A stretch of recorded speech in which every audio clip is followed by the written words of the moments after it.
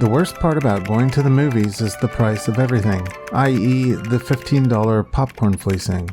Or should it be e.g. the $15 popcorn? If you've ever faced this predicament and are afraid you may again, then I'm glad you're here. In this video, you'll learn to identify IE and EG and apply them in a correct context. IE and EG are Latin abbreviations for id est and exempli gratia, but more plainly, in other words, and, for example, respectively. Let's focus on IE, or in other words, for a moment. You should use IE when you are talking about something specific. Think of IE like a magnifying glass, clarifying a specific statement. Let's take the example, people often share their college pride by identifying as a school's mascot. Liz attends Florida State University, i.e., she's a Seminole. We are using our magnifying glass to clarify what the Florida State University mascot is. Remember to look at IE as a stand-in for in other words. Now let's look at EG, or for example. You should use EG when offering a variety of options or examples.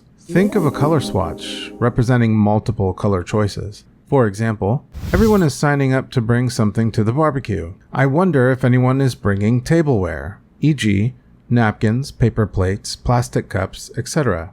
With EG, we have a color swatch featuring a variety of options. Recall that we think of EG as a shorthand way to say, for example. Confident enough to try a couple on your own?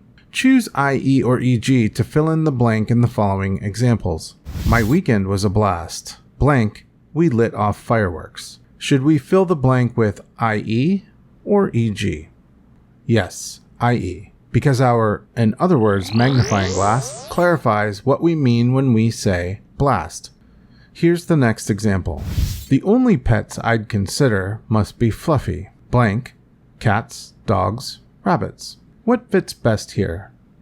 That's right, EG, because we are using our, for example, color swatch to capture a variety of options. You may have noticed by now that when you use EG, you are producing a list of options and not a solitary one.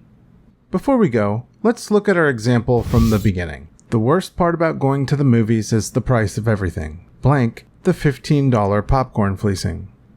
Correct, i.e., the $15 popcorn fleecing. Hopefully this lesson has made IE and EG clear for you, and you will be able to use them correctly in future scenarios, e.g., school papers, emails, and quiz shows.